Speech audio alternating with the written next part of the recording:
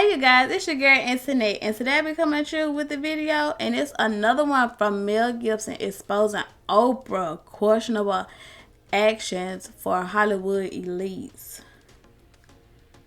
Now, like I said, Oprah, I done heard that one thing about Oprah saying that she like drink little kids' blood or whatever like that, but that's like the only thing I really didn't heard. But Mel Gibson said he got some more stuff he got to say.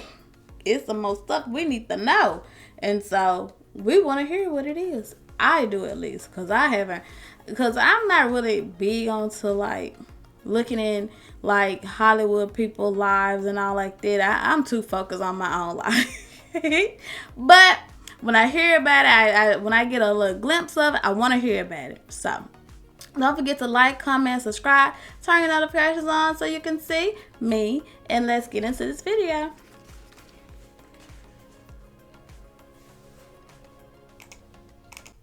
First time I really came over here, I had a whole bunch of weird paranoid suspicions about what the hell was going on because there was a lot of stuff I couldn't understand. You're 7 years old and someone is stroking you. It feels good. Our future is our children. Now, the first step in eradicating this crime is awareness. Yeah. The latest buzz in Tinseltown is all about Mel Gibson's explosive revelations in the film Sound of Freedom. Brace yourselves as Mel pulls back the curtain on the dark underbelly of Hollywood's elite, exposing their alleged involvement in the scandalous world of illicit human trade. And guess who's caught right in the middle of it? None other than the iconic Oprah Winfrey herself. So what exactly did Mel say? Our future is our children. Now, the first step in eradicating this crime is awareness. In the glitzy world of Hollywood, where controversies and scandals are the talk of the town, It's surprising how one particular movie has managed to fly under the radar. Sound of Freedom, directed by Alejandro Gomez Monteverde, delves deep into the dark underbelly of illegal human trade, revealing the shocking methods employed by the elite to lure innocent victims into their sinister rings. But what's even more intriguing is the lack of buzz, press coverage, and endorsements surrounding this important film. Why is a film starring a big actor, an established director, and being promoted by Mel Gibson is not being shown in cinemas? It seems the message of the movie has ruffled some powerful feathers. Why, you ask? Well, in the movie, former action star Mel Gibson takes the lead role in Sound of Freedom, portraying the true story of ex-government agent Tim Ballard, who leaves the government to establish Operation Underground Railroad, dedicated to rescuing children from the clutches of illegal human trade rings.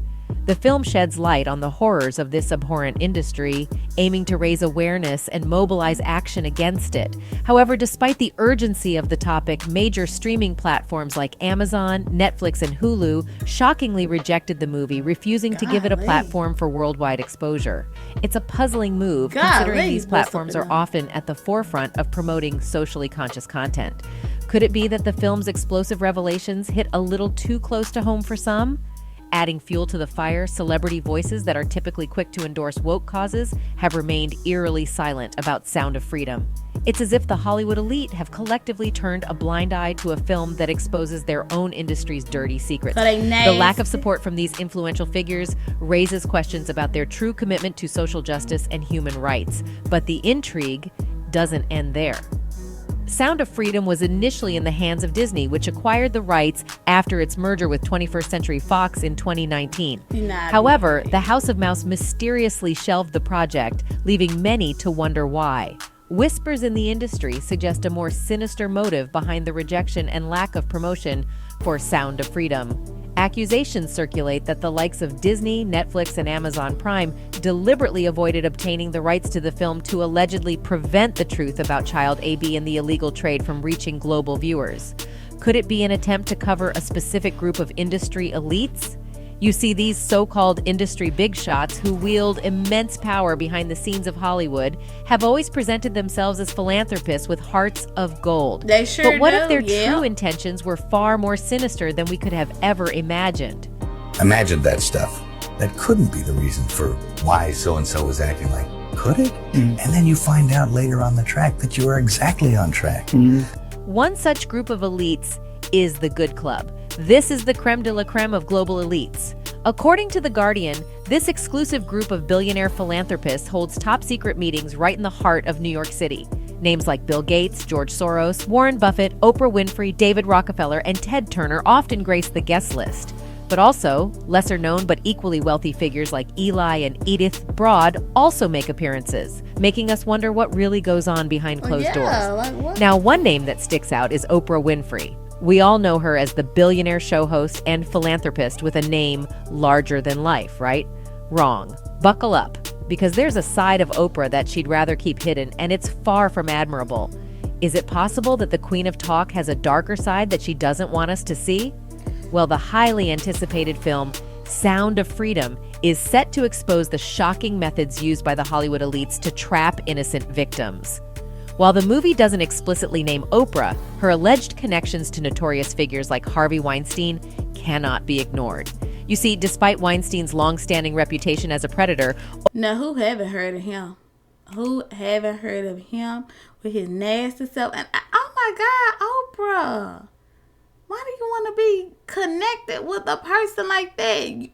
Birds of a feather flock together. Oprah maintained a close relationship with him. Speculation arose that she may have even encouraged actresses to work with him, leading to accusations of her complicity in the alleged misconduct. These allegations conflicted with Oprah's public persona as a champion of women's empowerment and a supporter of the hashtag #MeToo movement. Some argued that her association with Weinstein demonstrated a double standard in her treatment of accused individuals.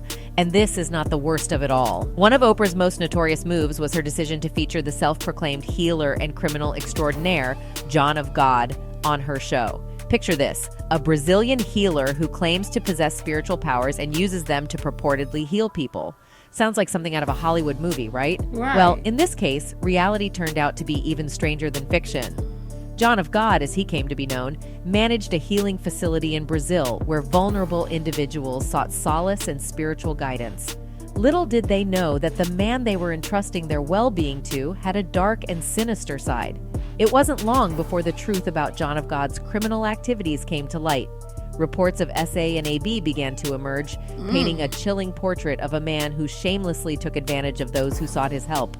But what's truly mind-boggling is the role that Oprah played in catapulting John of God into the limelight.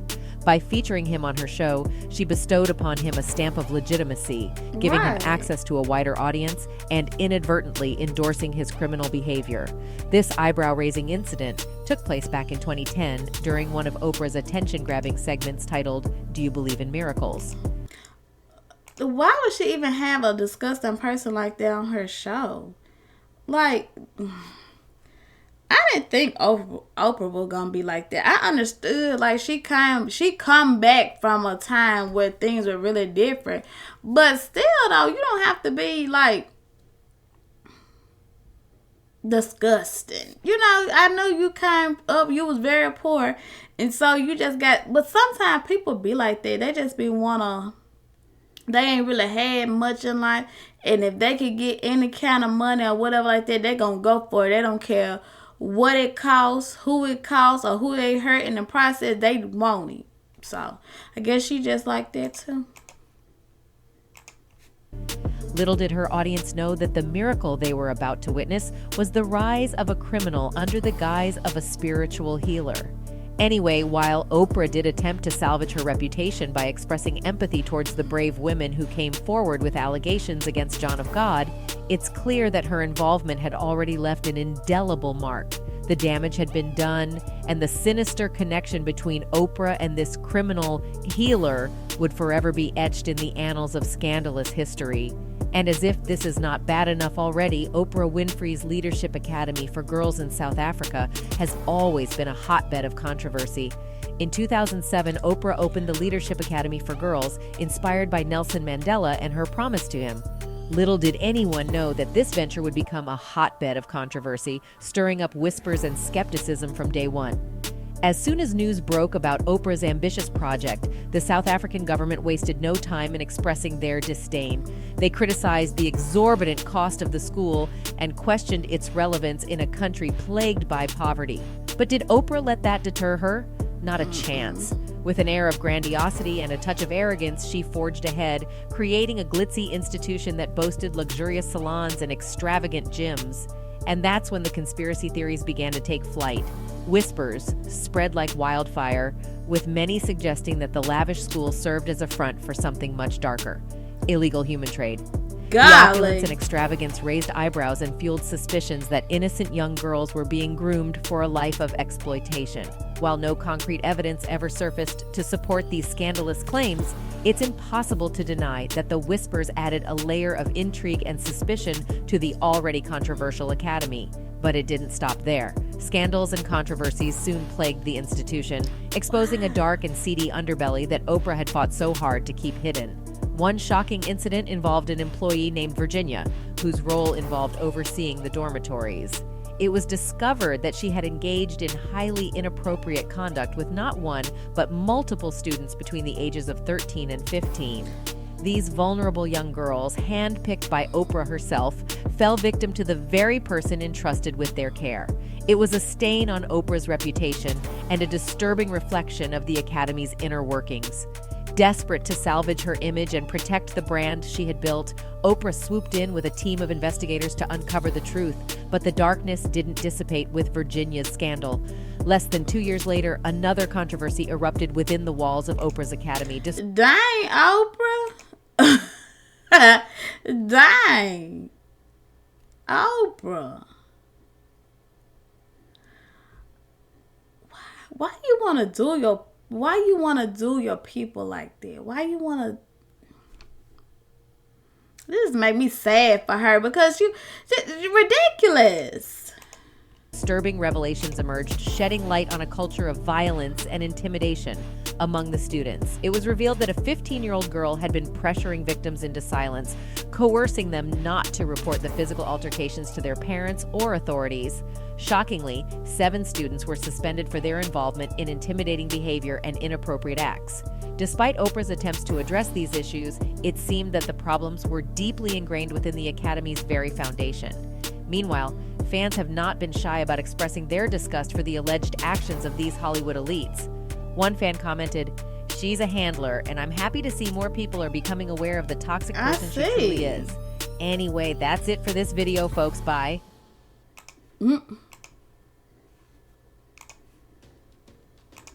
You guys, you tell me what y'all thought about this, because this right here was a lot. Like, dang, Oprah. All that wonderful stuff. You get a car, you get a car, you get a car. You finna get sex trafficked. Oh my gosh. That is horrible. You guys, you tell me what y'all thought about that video, and I will catch y'all in the next one. I need some coffee or something, because I got to get just riled up, because that just really brought me down. I need some caffeine, because it just really brought me down, because like, really, Oprah? I thought you supposed to been trying to help your people. You and Tyler Perry. Catch you in the next one, you guys. Bye.